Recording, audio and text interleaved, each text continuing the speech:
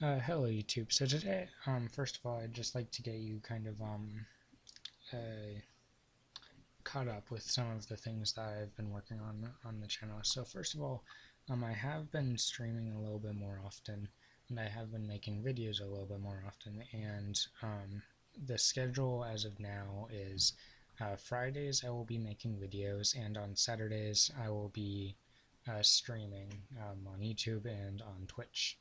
Um, As for decks, though, I've been working on a few of them. Um, pretty. I'm trying to make them not really um, like. I'm trying to try to make them better instead of like before. I was just making them, but then not really getting them to be any better as um. But right now, I'm actually trying to make them get improve over time. So that's a big difference and a change that is happening on the channel. But yeah, I don't really want to make you guys wait any longer. So let's get into the new BA Unchained deck profile. So we have 2 and 1, 2 soul, and 1 disaster. Soul allows you to, if a card is destroyed, special summon itself, and then discard a card to destroy a card on the field. And if it is sent there because if it's during the end phase, if it's in the graveyard because it was sent there this turn, because it was destroyed, you can special summon it, but then put it on the bottom of the deck after it leaves the field. Disaster allows you to link summon a dark link monsters using monsters your opponent controls as link material. And then it also allows you to, if it's destroyed, special summon a unchained monster from your graveyard. Vanity's Fiend just says neither player can special summon monsters. Scythe locks your opponent out of the action deck after it's set and destroyed and special summoned. Barbar allows you to get a few extra points of damage, and it's really, really it's the best just for time. Seer allows you to special a Burning Abyss monster in your graveyard. Maruha allows you to destroy a card on the field to special summon it from your hand. Um, Sarama is really one of the best Unchained monsters because she allows you to set a Unchained card, so it doesn't have to just be monster or spell and trap. An Unchained card from your graveyard, and then destroy another card destroy a card on the field. So it can be the card you set, and it can be another card on the field. Typically, if you have an Unchained card in the graveyard, you're going to want to set the Unchained, and then destroy the Unchained, and then you'll be able to special summon another Unchained monster from somewhere in the deck. Now, Raiki has a similar effect to Ruha, kind of. So you have to normal summon it, but then when it's there, when it's on the field, you can quick effect target a card on the field and destroy it on your field. Target a card you control, destroy it. And then if it's destroyed, you can special summon the Unchained monster from your hand or deck, except Raiki. All of the baby Unchains, I guess you could say, all of the small Unchains do have that effect of special summoning from the deck. One Giliosaurus, it's a level 3 monster and it's part of the combo. Libic allows you to special summon a level 3 fiend from your hand, so you can Dark Fiend, so you can special summon Sarama. A Leech allows you to negate the effects of one of a face-up monster on the field. Drahig allows you to, if it's to place a Burning Abyss card on the top of your deck, and then Farfa.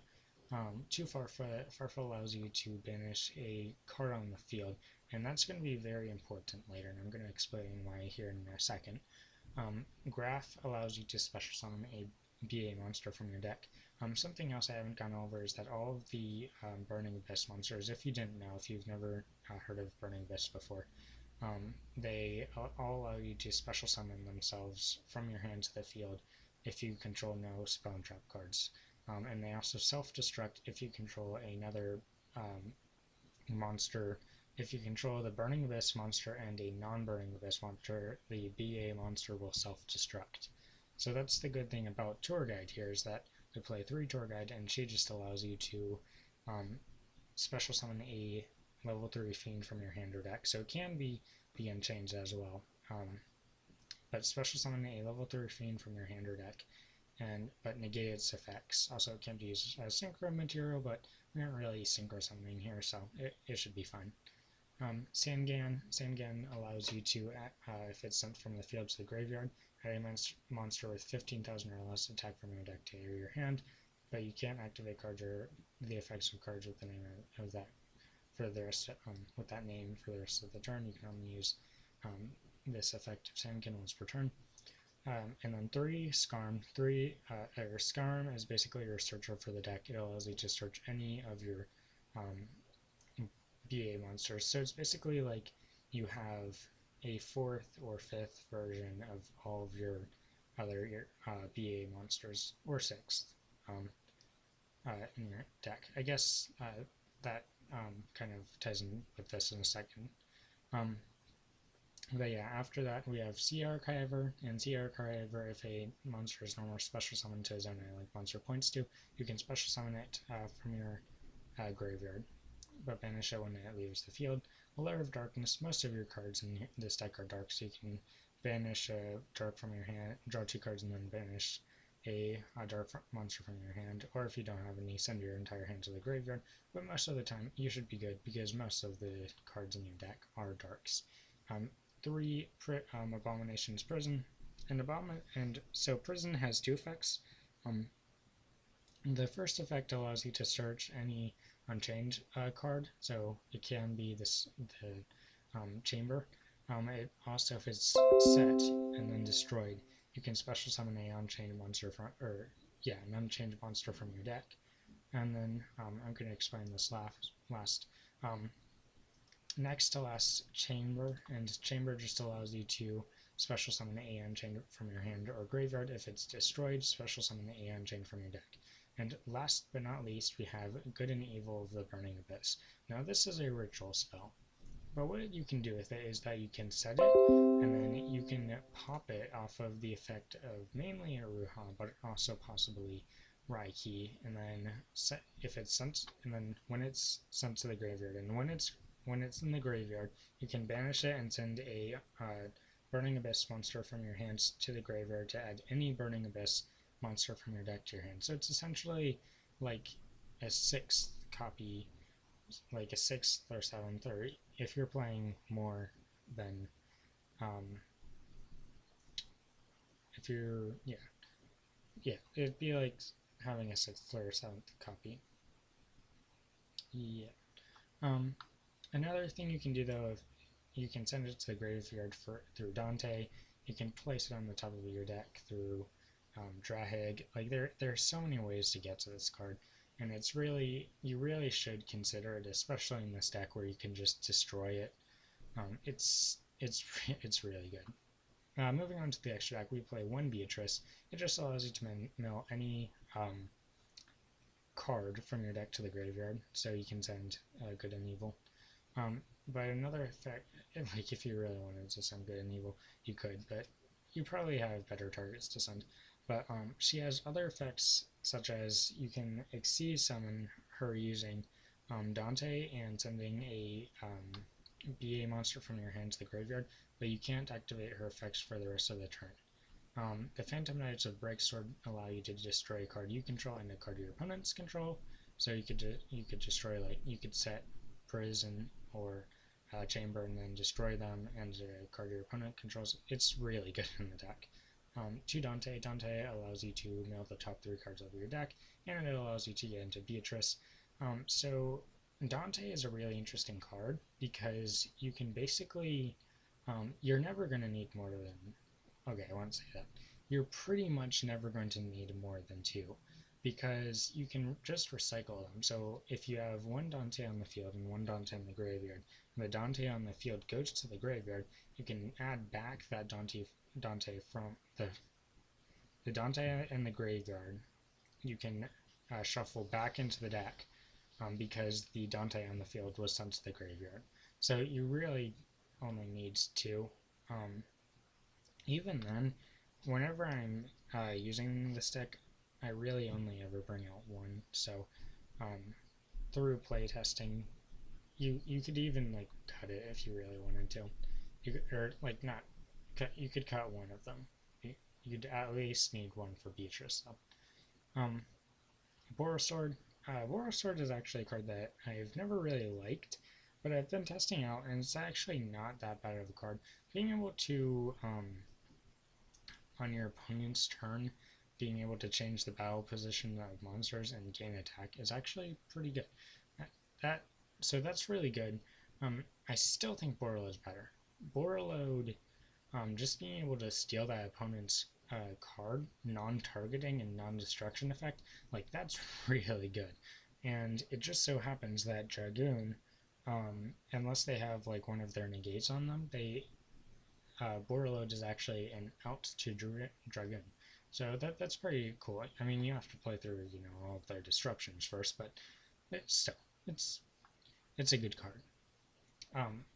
Abomination allows you to just pop cards in the field. So if a card on the field is destroyed by a card effect, destroy a card on the field, destroy a targeted card on the field and destroy it. When another monster is destroyed by battle, target a card on the field destroyed. During the end phase, target a card on the field destroyed. It literally just pops cards. Um, After this, Anguish is like another disaster, but in the actual deck, Anguish just allows you to link summon using your opponent's monsters, but you can only do it during your turn. The same goes for disaster. You can only link summon using your opponent's monsters on your turn. And if it's sent to the graveyard, or yeah, if it's destroyed by battle or card effect, you can target a fiend in your graveyard and add it back to your hand. So you can add like Tour Guide or one of your Burning Abyss monsters. You can add back like even Vanity's Fiend. There are a lot of cards that you could potentially add back.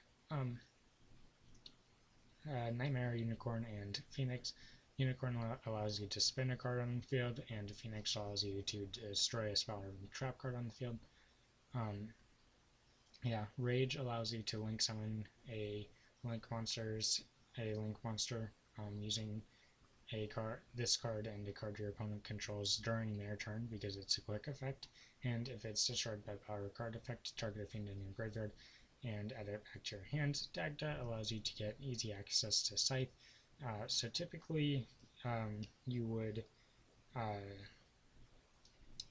once you activate Dagda, set Scythe. You want to be pretty careful about when you activate Dagda because Dagda allows you to, if you set it, but you don't have any way to pop it during their turn, then they don't. The Scythe is actually going to pop it for you during your end phase, and it's not really even going to matter that you set it there in the first place. You'd really just be losing card advantage at that point. So you really need to have like you really needs to be able to have like a soul in your hand or a Reiki on your field because Reiki is a quick effect and you can destroy the spell on the field. You have to have some way of being able to destroy it during your opponent's turn. IP Masquerade, this card is absolutely crazy. Being able to link summon a Unicorn during your opponent's turn and be able to spin a card on their field, that's really good. Orcust uses this play with Dingirsu. They special summon back the Dingirsu with that one Orcust card, Symbol Skeleton. And then they might like send a card on the field to the graveyard, attach material. They'll do something, and then link summon using Masquerena and Stingirsu for Unicorn, and it's just really good. Cherubini is just a really good card in the deck in general because you can send any level 3 monster from your deck to the graveyard. So you could technically send like Sangam. Not only that, but it's also part of the combo, one of the combo things. And then lastly, Salaman Great Palmirage because if you brick and have like Sangin in your hand or something like that, or like Scarm, then you can normal summon them and then send them to the grave and they'll get their grave effects.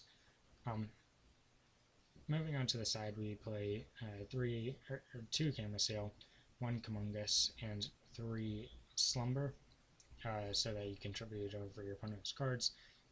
Three Cosmic and three Twin Twister. So Twin Twister is really good because it allows you to also pop your own Spawn Trap cards. So you could pop Good and Evil, you could pop Chamber, you could pop Abomination's Prison. You can pop your own Spawn Trap cards, and that's just really good in this deck, as well as your opponent's. And then Sanctum allows you to get to Scythe or Lancia. Lancia, you can pop in. Your opponent can't banish cards for the rest of the turn. Or neither player can banish for the rest of the turn. Cosmic, because Cosmic's like really good against Lich and backrow decks because they can't recur the cards if it's banished. It's really probably pretty good against Sky Striker because if you banish their multi-roll, that's gotta be pretty good. But yeah, that's the side. So this combo, all you need in your hand is a tour guide. As you, the main, sorry about that. Cat here. So the main combo sort of like any BA deck. So what you're gonna do, just normal summon tour guide, special Sangan, send both to the graveyard for Cherubini. Cherubini, so you're gonna activate Sangan's effect to add Gilasaurus, and then you're going to activate Cherubini to target itself and send Sea Archiver to the graveyard. Then you're going to special Gilasaurus to a zone Cherubini points to, and then special Sea Archiver from your graveyard, make Dante, and then if you have a BA monster in your hand, you can make Beatrice. If not, you can still like mill 3 cards, and that's still pretty good in the deck. So that's kind of like the main combo. It's not too great of a combo, but it just allows you to at the very least start off your plays. So yeah, that is the main combo. That's the deck profile as well.